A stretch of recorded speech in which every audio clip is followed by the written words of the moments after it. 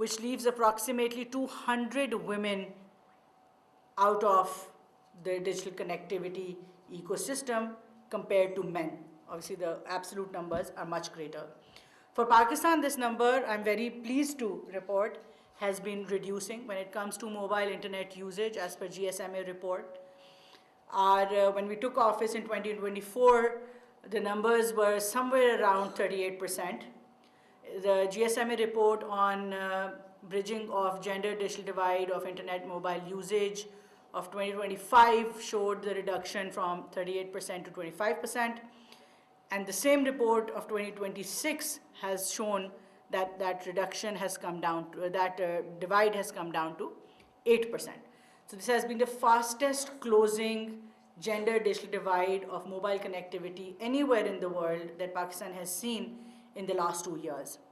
But having said that, we still understand the realities where starting from a very young age, there is lack of induction of young women and girls in STEM education, where these foundations are built, which eventually leads, and I'll come back to my point on how AI is built, where it is built, and who is building it.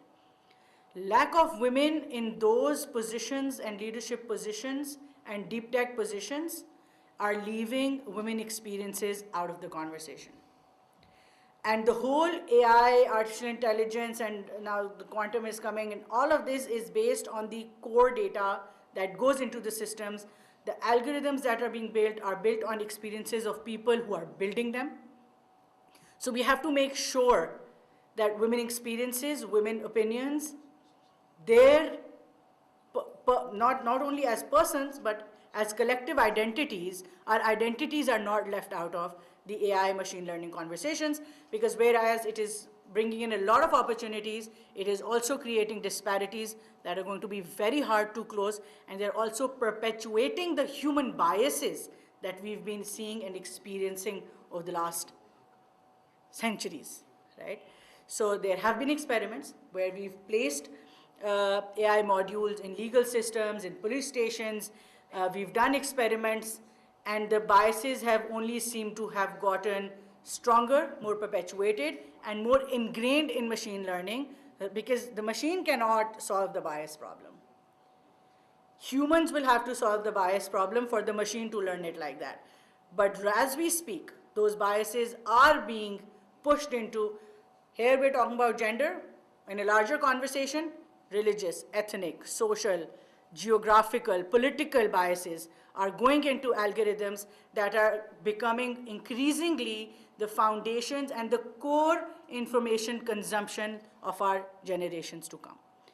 So what our next generations, what our children, how they will be consuming information is going to be very different from how we did it back in the day, when whether it was either it was the school, our teachers, or it was the parents and the household that taught us what we had to know. But today, it's none of us. You go talk to a 5-year-old, they will tell you, and they're not going to be wrong. That's the good part and the bad part. That they're not even wrong about the fact that they know more. Because they have a device in their hand that can tell them about anything in the world, and as of now at least, without any guardrails, right? So there's no age gating, there's no gender gating, there's no guardrails on any information that anyone is consuming on these large language model tools that are available free of cost, the access, and this is not by accident. This is channelization, this is perception building of our future generations at the hands of the few people who are building these AI models, algorithms, and technologies. And that is where it becomes absolutely critical that our young women become a part of this conversation. They don't remain consumers of these technologies, but actually become builders, shapers, creators, innovators of these technologies that are going to be shaping our economies, yes, but also our societies, our cultural realities, and eventually also how we see religion and things that have been naturally very close to our hearts very close to how we want how our children to grow up, our generations and our nations to grow up in the future. So schools like, and initiatives like, these AI gender responsive schools, एक time था when we used to look at budgets with the gender lens, and it was a big thing, and we had to convince everybody to look at budgets with the gender lens. But today, with AI coming in, who's looking at technology from a gender lens? Who's looking at these LLMs and GLMs and SLMs from a gender lens? That has become a bigger question, because that eventually shapes the budgets as well now. So this, adds to our efforts to build on our SDG 4, which is essentially inclusive and equitable quality education, and also SDG 5, which is about gender equality. So, building on all the principles that we talk about, but eventually and essentially creating that critical mass of human resource that we need for our people to get into, like I said, the foundational places where AI is being built and developed. Over the last few years, a couple of years that we've been in office, we've done multiple programs. I've given you the statistics for mobile internet usage. I love the story where the Honorable Prime Minister last year in his Ramzan package decided not to use utility stores as the distributor of the Ramzan package and subsidy. The question and the onus came up to us, and under the leadership and absolute dedication of the Prime Minister, without which it could not have been quite literally possible. I'll tell you why. Because जब उन्होंने कहा कि जी, think of an out-of-the-box solution for distributing the subsidy, because every time the Ramzan subsidy goes out, we see women standing in queues, utility stores that have red tapeism, transparency issues. Come up with a new idea. So the new idea only could have been digital payments for targeted subsidy. Now, as soon as we said digital payments, there were like 20,000 reasons why not to do it. You're talking about women from the lowest of the lowest economic strata. You're talking about women in the rural areas, in far-flung areas, no connectivity, no smartphones. A lot of pushback. But thanks to the overall effort, industry came in, PTA came in, NADRA came in, BISP came in. But the Prime Minister stood his ground. He said, nothing doing is digital payments. And that's when everybody got together. Within a month, we had over 800,000 women making digital wallets. This year in the Ramzan package, it was 16 billion rupees last time. This year we disbursed 38 billion rupees through digital wallets and digital payments to all these women of BISP, which was a huge achievement. Now we have this year we gave about 10 million free of cost SIMs and open digital wallets for 10 million women in the country, so that they become part of digital economy. So the point of telling you this is that we're trying to do away with ad hoc programs and make the whole system structurally, reimagine the whole system, the digital economy and digital governance in a way that it becomes an automatic, the mainstreaming of women does not become an issue that we're looking at, but a natural process like it is for everyone else. And therefore, institutionalizing education systems like these, training teachers and instructors who can create a cascading impact on the larger training is absolutely critical.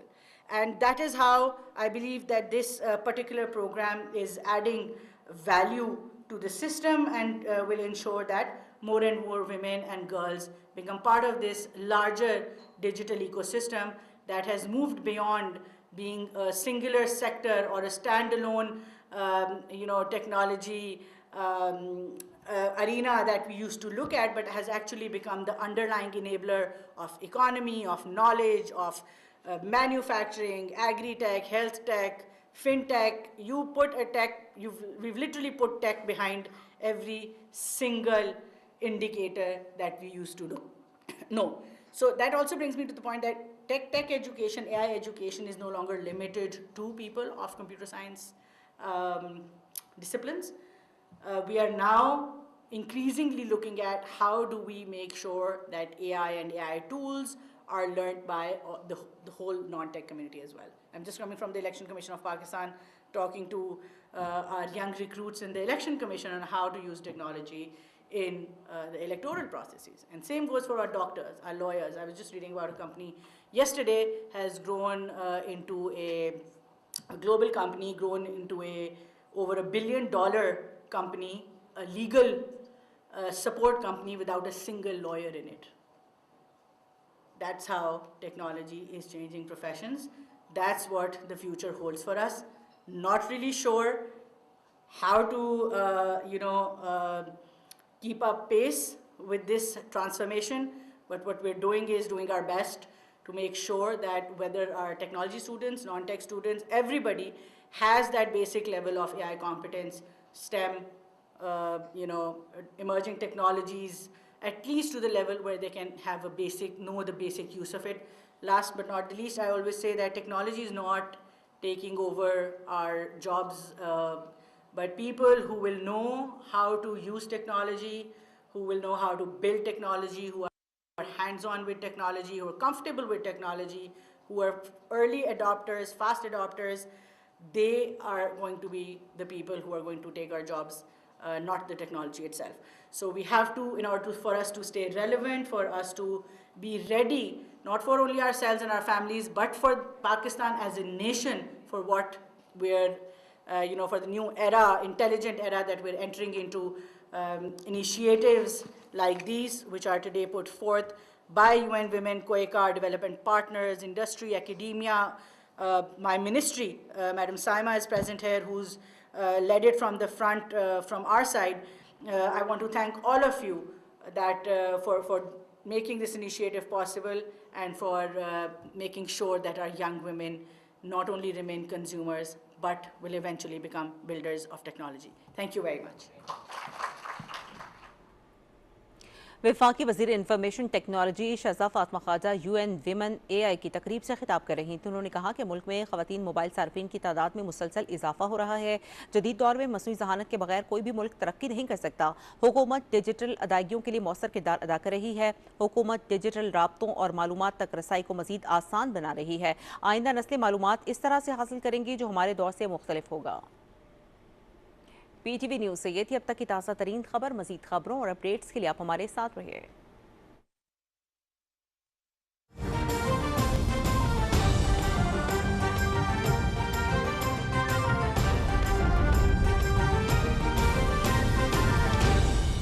दुरुस्त हर वक्त बर वक्त।